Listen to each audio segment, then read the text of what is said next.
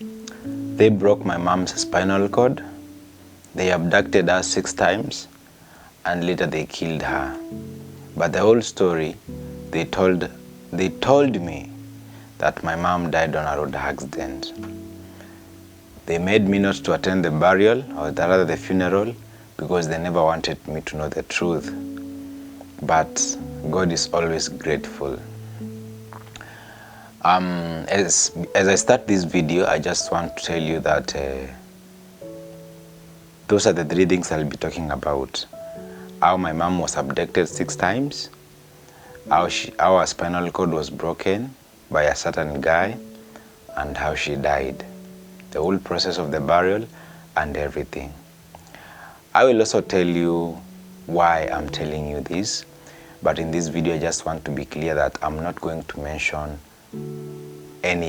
my dad's name, because right now I'm prohibited from mentioning him, because I don't know what they might do, maybe defamation or something. That is the level of enmity we have gotten.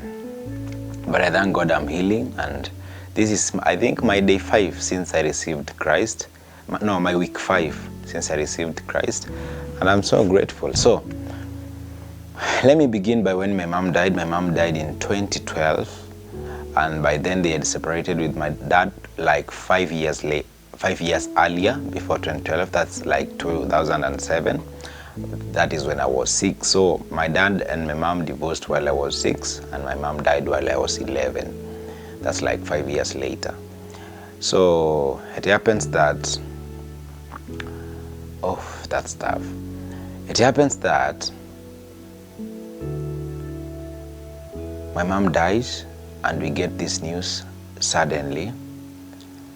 And I've explained this multiple times, how the news were broken to us. And I just don't want to cry, because some of the things are new to me right now as I'm speaking, and I feel I love sharing about me, because I don't know whether it's a weakness or it is a shaming people, but I just share it because I feel like many people need to know about these stories and feel like they are not alone. Let me just not talk about anything different from what I want to talk about, so that I can keep you on track. When my mom died, we were told that you're not supposed to go for the funeral, and the language was, if you go there, your relatives will not want me to come back with you, and there is a probability that I might fight them, and this might bring more trouble. That is what we were told. We said yes, because we could not do anything, and that was 2012. So later, it happens that after my grandma dies in 2013, we needed to go to Meru for further studies, where my dad was, that is. So there was a day I was calling my dad, and we really threw words to each other according to my mom's death. And my dad said, he was talking to someone on my behalf and said, ambia huyo kijana aende akatafute mama yake mahali yako, na hiyo ujinga ya kusema mimi ndo niliua mama yake umwambie nitakuja kumweka polisi. It's like, tell that guy he should go and find his mom, and because he says I'm the one who killed his mom, I will take him to police. But I don't know when I ever said he has ever done that. So that was not a long time ago. That was like a year or a few months ago. My grandma on my mom's side dies last year but one, but I was not also told. It's just this day when I was going to Meru, I called my cousin and told my cousin, say hello to my grandma. And she told me, don't act like you don't know grandma died. And I was so shocked that, why is it that every time someone dies in our family, they never involve us? And you see, I've always had this thing of, I'm never going to attend anybody's funeral as long as I've never attended my mom's funeral. What hurts me more is that I have never gotten any picture. Actually, this is my mom's picture on the screen. She was very beautiful, and I miss her so much. So 2 months ago, or rather not even 2 months, 3 weeks ago, so many things have been happening. and my brother calls me. I think if possible I'll play his voice notes at the end of the video. If you don't, yeah, I'll play the voice note at the end of the video. And my brother tells me everything that happens. He talks about this guy who is a tour guide who lives in Uganda right now, and this army guy. So there were two guys fighting for my mom. I don't know whether my mom was playing around with them, or maybe one wanted my mom by fire by force and my mom never wanted the other. But no amount of punishment that was supposed to surpass death, no matter what she did. So regardless of what she had done, she didn't deserve all what she did. So this is my auntie telling my brother that my mom was abducted 6 times. And every time she used to be abducted, my auntie could be informed. What hurts more is that my auntie never took an action of going to the police, never felt like she could protect my mom by securing more other means of maybe informing people who are more powerful or who are in a position to rescue her, since it is 6 times. This tour guide guy happens that he has my mom in his house one day in Nairobi. And I don't know what happened that he started torturing her. He beats my mom.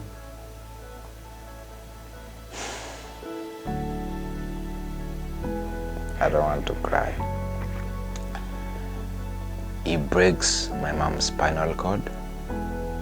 And I think that is, if there were other further beatings beyond there, I think that is what killed my mother. And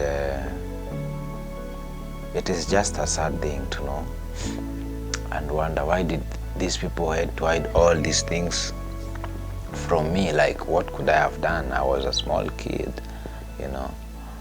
Not that I wanted to be told to heal or to do anything, but sometimes knowing the truth, you can make peace with it, you know. Because right now, imagine knowing that my mom never died on a road accident 2 months later, and my mom died 13 years ago. It is something that revives the pain again inside me. So I told my brother that we can research, we can do a documentary about it, we can find people who can help us follow up the case, because you know, we have been told about insurance so many times, and my question was, if my mom died on a road accident, who got the insurance money? Not that I want to be paid, but I want to know if the insurance money was compensated, it means justice was found. But then if justice was found, which car was this that was involved in an accident? My mom actually didn't die in Meru, as they always tell me. I've been told my mom died in Meru, you where, but my mom actually died in Nairobi, in that man's house. He's a tour guide right now in Uganda. He flew to Uganda. And the army guy, he confessed just 3 weeks ago. And he said that my mom haunts him while he's sleeping and says he used to love my mom so much. And he is the one actually who funded my mom's burial. And he said he never knew that my mom had other 3 kids. And in somewhat ways, he promised to support my brother, that is our second born, because my brother was talking to him directly. I did not know exactly what support they wanted to give to each other, but I said, if we do the documentary and they will allow me to ask them questions, it will be something grateful. Sorry about that. So I text my auntie from my mom's side, and I asked her, can you agree to be part of the documentary that I'm going to do? She blue ticks me. I asked my brother, do you want to be part of the documentary? My brother is very okay. He says yes. I talked to our youngest brother, Ralji, and he says yes, but he's somehow shocked because he can't believe what he's being told. Mark you, all this information is not being given out by my dad. It's being given out by my auntie from my mom's side, sister to my mother. I asked my auntie, what about the other sister? Because I know 3 of them. He says, all of us, we are born by the same mom, but different dads, each of us. And I think that's why we are not together as a family, in a way that we can help each other, we can rescue each other. I also know about my uncle. He lives they are just separated by a fence from my grandma's house and his house, of which my grandma died, my mom died, and my mom was buried in their home, not on my dad's home, in my mother's home. I don't know why, and yet the dowry was paid, and according to the African culture or Kenyan culture, or maybe say Marian culture or Kamba culture, it is something that if someone pays dowry for you, you need to be buried in their homes, in the home of your husband, not your mother. But it happened the other way around. What hurts me more is that all these people seemed not to care. They all lied to me, and they all made it look like I am the bad person. I'll tell you what, one day we decided to go, and I was 20 or 19 years then. The first time I'm going to see my mom's grave. So it's from 11 years all the way to 19 or 20, that's around roughly 8 or 9 years later. That's when I'm going to see my mom's grave. I visit my grandma's home. I found her seated outside. I looked at her and I started crying. I asked her, where did you bury my mother? She looks at me and she starts crying, because I'm thinking in her mind, she's like, oh my God, these kids, they have never seen where the mother was buried. They have never seen pictures. They have never attended the burial. Like, I know in her brain, she's hurting because that's her child. But again, I'm hurting because this is my mother. She's hurting again because this is my grandson. You understand? She's somehow sick, so she stands up. She tells me, let's go and let me show you. We just go behind the house, and she tells me she was buried under this, like it was a house made where animals stay. You see, I don't know whether it's cow den or where animals stay. So the house of that animal, this is becoming difficult. So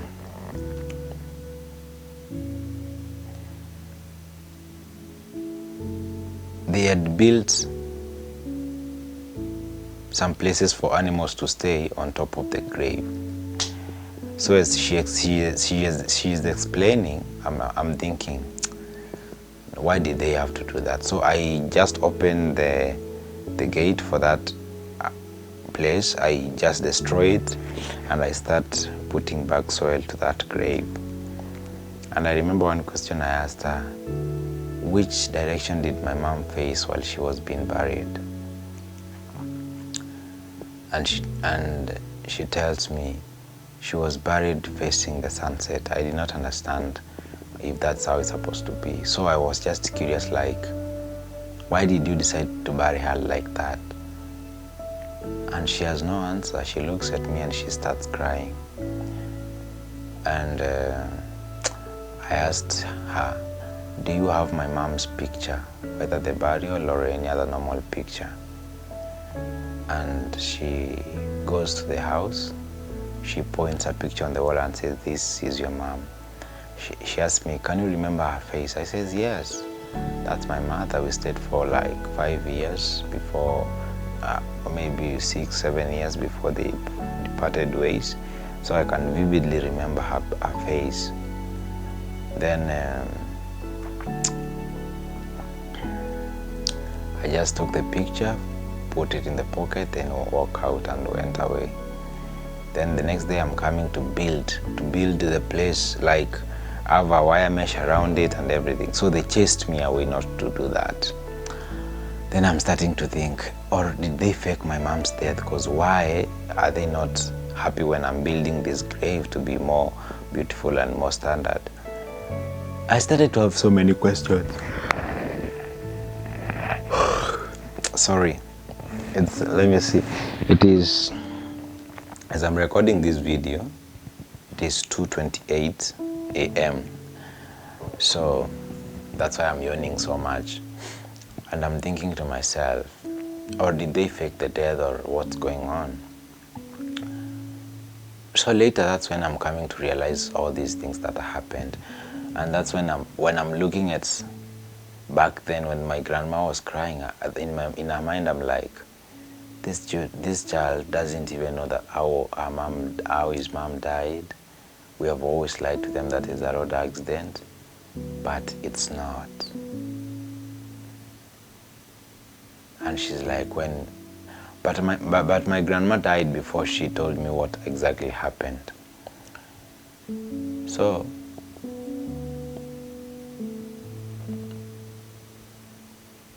my mom's death never got justice.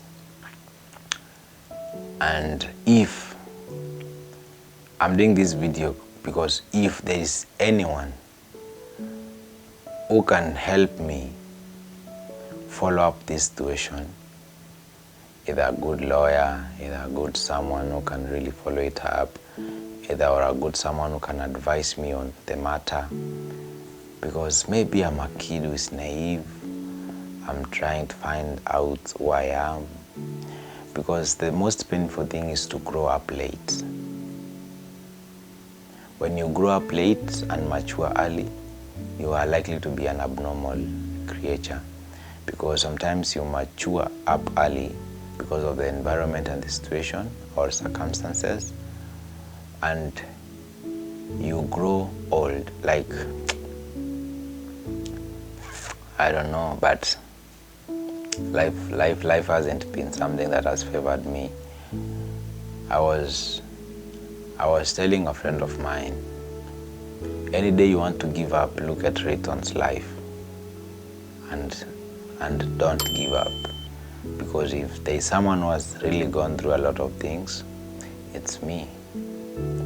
And I'm trying to find myself. I'm trying to feel like, what is the best thing that I can do about myself? What is like the best way to live? Because I want to live, you know.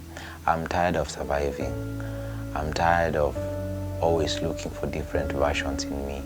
I want a calm, a gentle version of me, a version that I don't need to speak if I don't have to, a version of I don't need to argue if I don't have to, a version of I don't care what people will say about me, as long as I do what makes me happy and what pleases God. Because that's an aspect that I added into my life of, yes, I'll do what makes me happy, but it must please God. It doesn't mean I'm gonna be perfect. It just means that I've acknowledged that God has a room in my life, has a special place in my life, and I have given him all the full control to let him control my life. I tend to feel like all is well and all is not lost, because I feel like I am not the only one who has suffered. I'm not the only one who has gone through all these problems. Many people have gone through things, but they say when you are able to speak about a certain story without crying, even though I was about to cry, but I tried my best, just know you are healing. So for me, I can say I've really fought for this version of Ray, that I need to be calm, I need to be gentle. Because in the book of Galatians chapter 6 verse 23, in the fruit of Holy Spirit, one of the fruit is gentleness, being gentle. Like you are calm, you don't shout. If you realize the tone of the whole of this video, I speak like I'm speaking to someone next to me here, because I wanted to demonstrate that art of being gentle. Doesn't matter if something needs to be shouted, but if you say it gentle, people still gonna hear. So if you all have questions, post them under my comment down here. I will do another video to answer them. If there are no questions, I'll appreciate so much for the positive comments as well. So don't forget to subscribe to my YouTube channel. It means a lot. Road to 30,000 subscribers. I love you all.